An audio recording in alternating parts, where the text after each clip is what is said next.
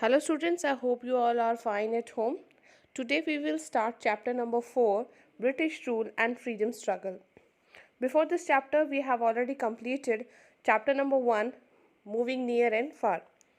And chapter 2nd and 3rd we will do later on. Now we will start chapter number 4.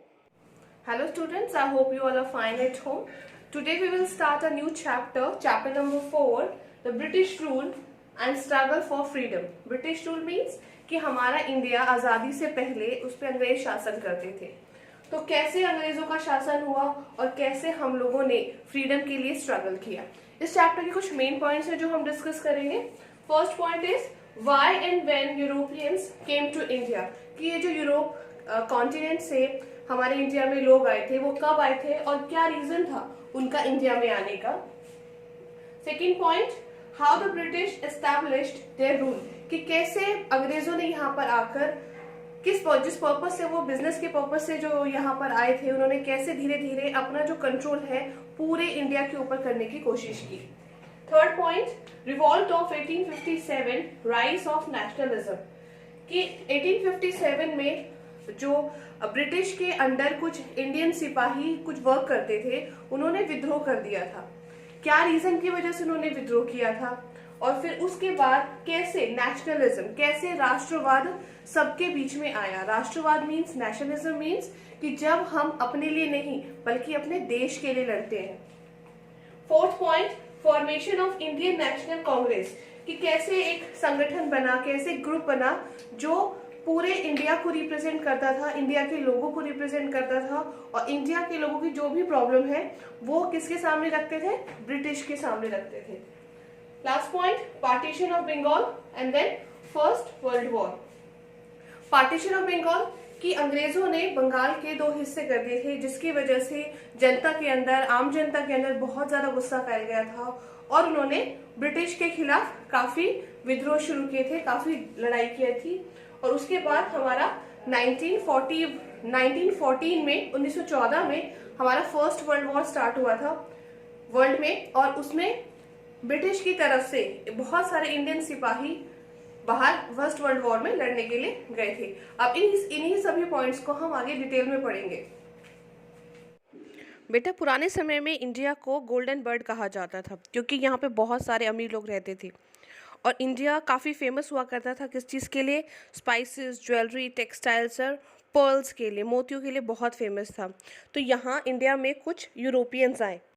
बेटा, जो Europeans India में आए थे वो स्टार्टिंग में सिर्फ अपना बिजनेस, ट्रेड रिलेशंस को इस्टेब्लिश करने के लिए यहाँ पर आए थे। तो जो फर्स्ट यूरोपियन थे वो थे वास्को ड गामा, जो 1498 में कालीकट के थ्रू वहाँ से इंडिया में उन्होंने एंट्री की थी और उन्होंने यूरोपियन ट्रेडर्स के सब दरवाजे खोल दिए थे। और वो पुर्तगाली थे और सबसे पहले पुर्तगीज़ ने सबसे पहले गोवा में, फिर दमन और दीव में अपना बिजनेस है वो स्टार्ट करना शुरू कर दिया था और धीरे धीरे उन्होंने बहुत पैसा कमाया और उन्होंने उनके साथ साथ और दूसरी कंट्री से भी लोग इंडिया में आए, जैसे डच, ब्रिटिश, फ्रेंच, और ये सब भी सिर्फ ट्रेडिंग के पर्पज़ से इंडिया में आए थे।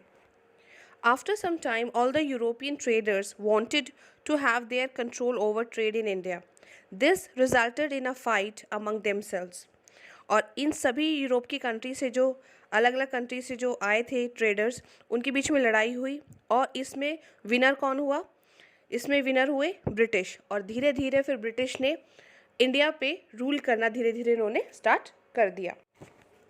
बेटा, उस समय हमारा इंडिया छोटे छोटे किंगडम्स में डिवाइडेड था और छोटे छोटे इलाकों के छोटे छोटे नवाब हुआ करते थे और उस समय ये सारे नवाब आपस में सिर्फ लड़ाई किया करते थे, सिर्फ फाइटिंग करते थे एक दूसरे के साथ, जिसकी वजह से ईस्ट इंडिया कंपनी, जो ब्रिटिश की कंपनी थी, उन्होंने इस चीज़ का बहुत फ़ायदा उठाया।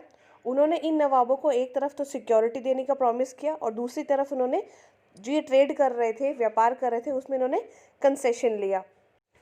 और इन नवाबों के बीच में इतनी डिसयूनिटी देखकर, इंडियन रूलर्स के बीच में इतनी डिसयूनिटी देखकर कंपनी ने डिसाइड किया कि वो अब इस कंट्री पे, इंडिया के ऊपर वो अपना कब्ज़ा करना शुरू कर देगी, कंट्रोल करना शुरू कर देगी।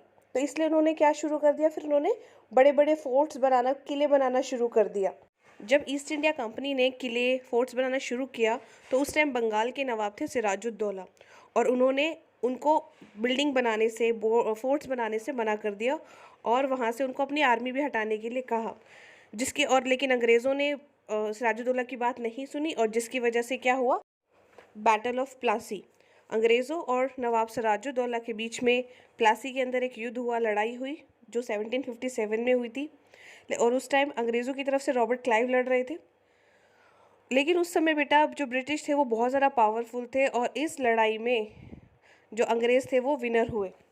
बेटा आफ्टर 7 ईयर्स 1764 में फिर से एक लड़ाई हुई ईस्ट इंडिया कंपनी और इंडियन नवाब्स के बीच में, और इस तरफ इंडिया की तरफ से थे Mir Kasim of Bengal and the Mughal emperor Shah Alam, और जो अवध के नवाब थे।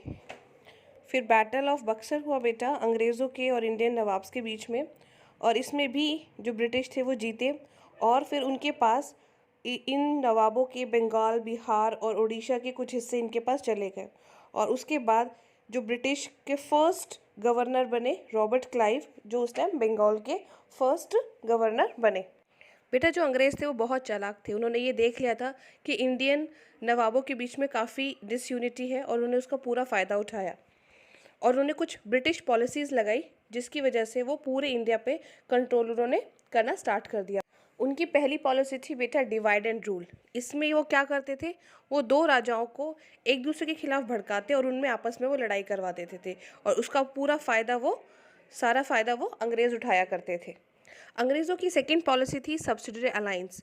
इसको इंट्रोड्यूस किया था लॉर्ड वेल्सली ने, और इस पॉलिसी के अंडर क्या होता था कि अंग्रेज़ राजाओं को कहते थे कि तुम अपनी आर्मी जो है, अपनी सेना वो हटाओ, उसकी जगह पे हम ब्रिटिश अपनी सेना रखेंगे जिसका मेंटेनेंस तुम्हें हमें देना पड़ेगा, और साथ के साथ अपने अपने किंगडम का कुछ हिस्सा भी देना पड़ेगा। इस तरीके से अंग्रेज़ों ने इंडियंस के जो एरियाज़ थे, जगह थी, उनको भी कब्ज़ा करना शुरू किया, और अपना जो उनका इंटरफेरेंस था वो भी काफ़ी ज़्यादा इंडियंस की जो किंगडम में हो गया था, काफ़ी ज़्यादा हो गया था। अंग्रेज़ों की थर्ड पॉलिसी थी बेटा डॉक्ट्राइन ऑफ लैप्स। इसको इंट्रोड्यूस किया था डलहौजी ने, लॉर्ड डलहौजी ने, और इस पॉलिसी के अंडर क्या होता था कि जिस राजा के अपना खुद का बेटा नहीं होता था, नेचुरल सन नहीं होता था, उसका सारा किंगडम अंग्रेज़ अपने अंडर ले लेते थे, और इस तरीके से ब्रिटिश ने पूरे लगभग इंडिया को इन्हीं पॉलिसीज़ के थ्रू इंडिया को कवर और कब्ज़ा और रूल करना उन्होंने स्टार्ट कर दिया था।